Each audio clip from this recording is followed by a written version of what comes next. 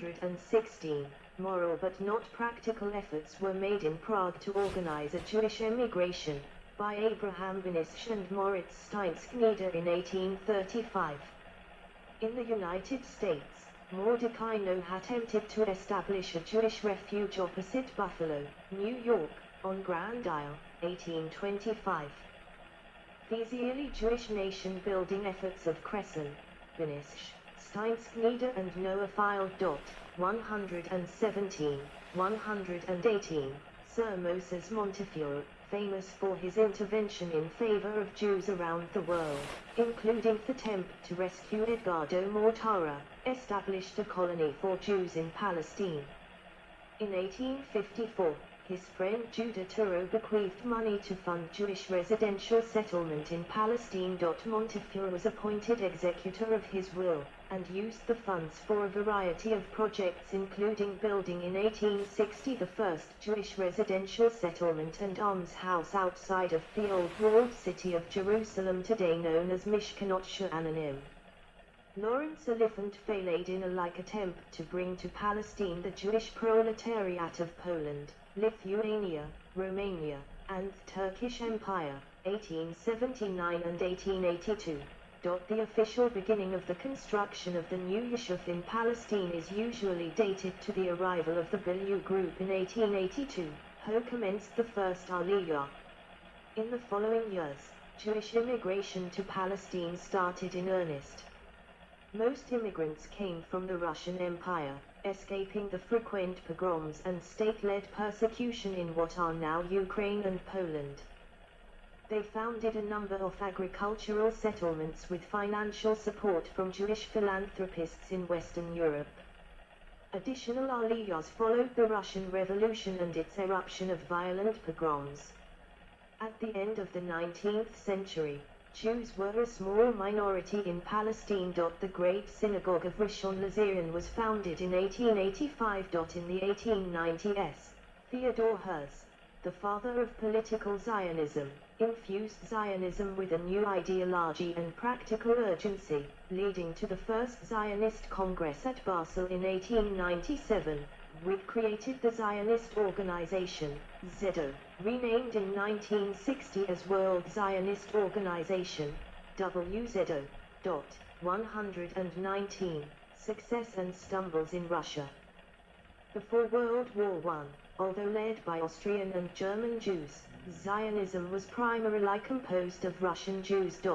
120, initially, Zionists were a minority, both in Russia and worldwide.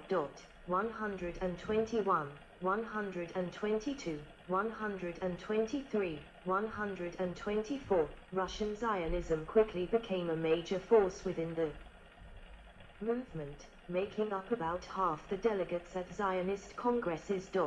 125. Despite its success in attracting followers, Russian Zionism faced fierce opposition from the Russian intelligentsia across the political spectrum and socio-economic classes. It was condemned by different groups as reactionary, messianic, and unrealistic, arguing that it would isolate Jews and exacerbate their circumstances rather than integrate them into European societies. 125. Religious Jews such as Rabbi Joel Teitelbaum viewed in Zionism a desecration of their sacred beliefs and a satanic plot, while others hardly thought it deserved serious attention. 126. For them, Zionism was seen as an attempt to defy the divine order to await the coming of the Messiah. 127.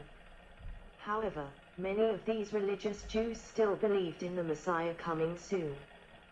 For example, Rabbi Israel McCahan was so convinced of the imminent arrival of the Messiah that he urged his students to study the laws of the priesthood so that the priests would be prepared to carry out their duties when the temple in Jerusalem was rebuilt. 126. Criticism wasn't limited to religious Jews. Bundist socialists and liberals of the Voskhod newspaper attacked Zionism for distracting from a class struggle and blocking the path to Jewish emancipation in Russia, respectively. 125.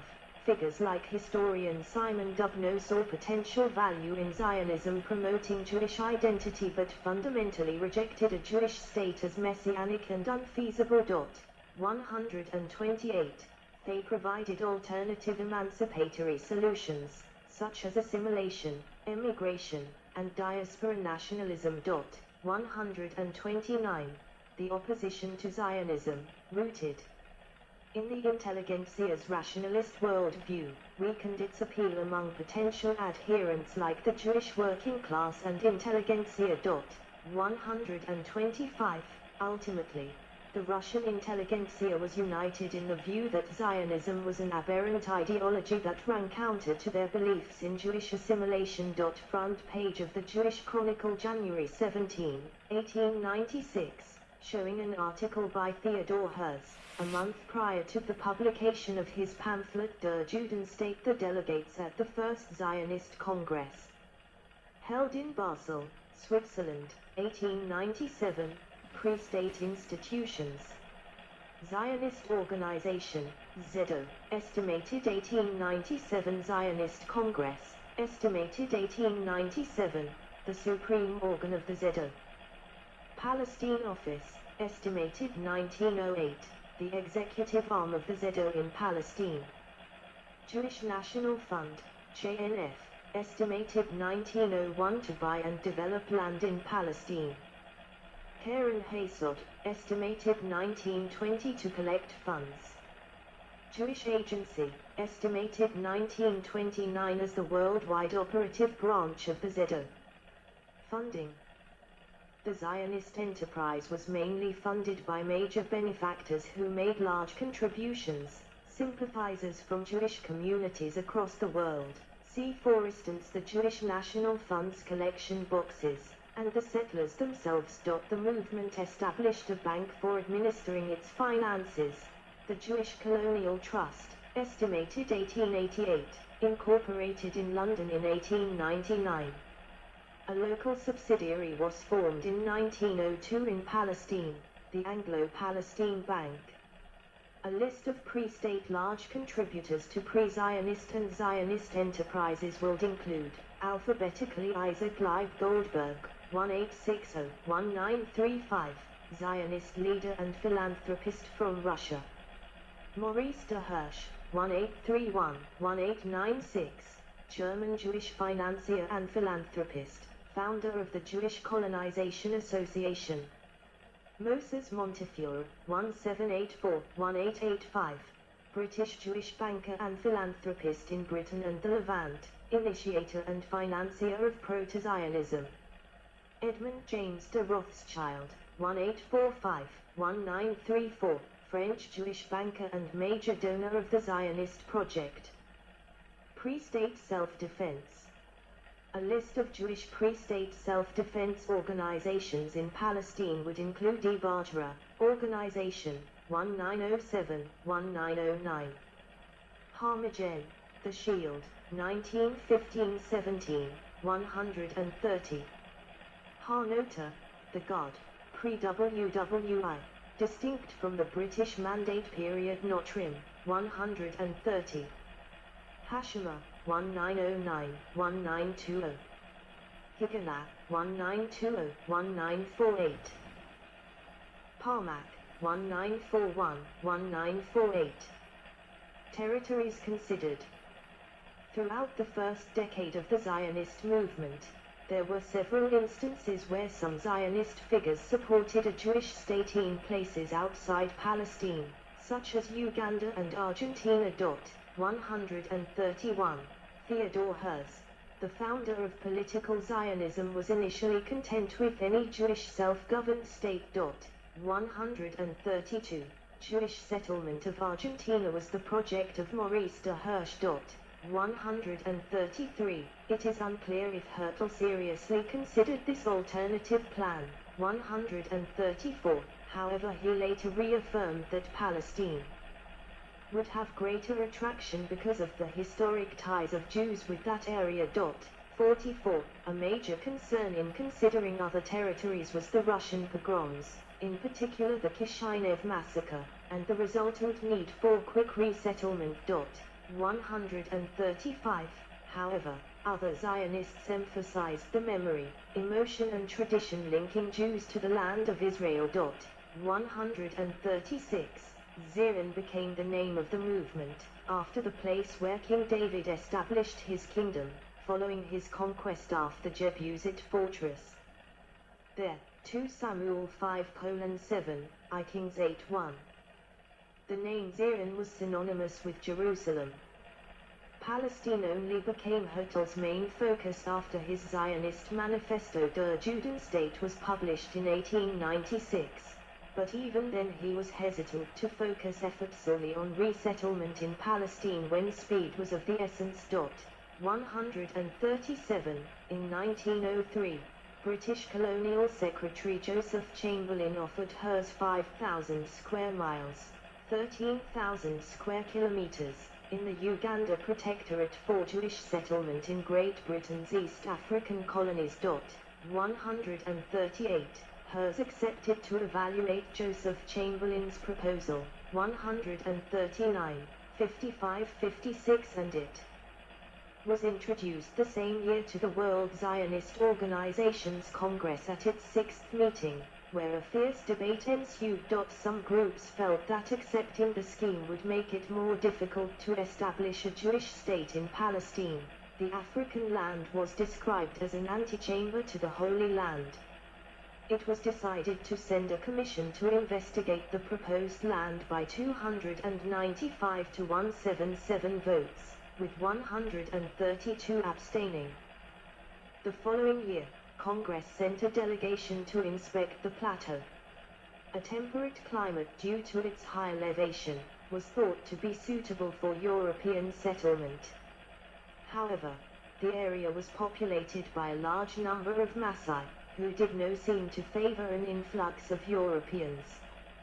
Furthermore, the delegation found it to be filled with lions and other animals.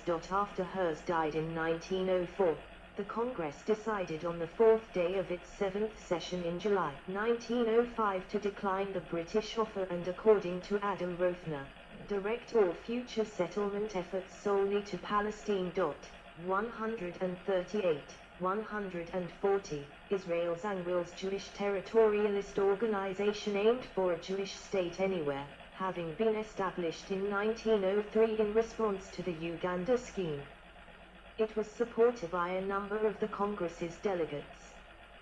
Following the vote, which had been proposed by Max Nordau, Zangwill charged Nordau that will be charged before the bar of history, and his supporters blamed the Russian voting bloc of Menachem Usishkin for the outcome of the vote.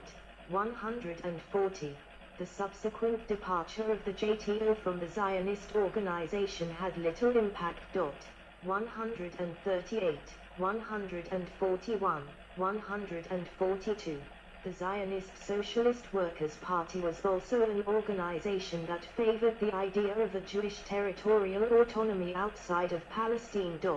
143. As an alternative to Zionism, Soviet authorities established a Jewish autonomous oblast in 1934, which remains extant as the only autonomous oblast of Russia. 144. According to Elaine Hagopian, in the early decades it foresaw the homeland of the Jews as extending not only over the region of Palestine, but into Lebanon, Syria, Jordan, and Egypt, with its borders more or less coinciding with the major riverine and water-rich areas of the Levant. 145. Balfour Declaration and the Mandate for Palestine. Lobbying by Russian Jewish immigrant Chaim Weizmann, together with fear that American Jews would encourage the U.S. to support Germany in the war against Russia, culminated in the British government's Balfour Declaration of 1917. It endorsed the creation of a Jewish homeland in Palestine, as follows: His Majesty's government view with favor the establishment in Palestine of a national home for the Jewish people, and will use their best endeavors to facilitate the achievement of this object, it being clearly understood that nothing shall be done which may prejudice the civil and religious rights of existing non-Jewish communities in Palestine, or the rights and political status enjoyed by Jews in any other country. 146. In 1922, the League of Nations adopted the Declaration, and granted to Britain the Palestine Mandate. The mandate will secure the establishment of the Jewish national home, and the development of self-governing institutions, and also safeguard the civil and religious rights of all the inhabitants of Palestine, irrespective of race and religion. 147. Palestine as claimed by the World Zionist Organization in 1919 at the Paris Peace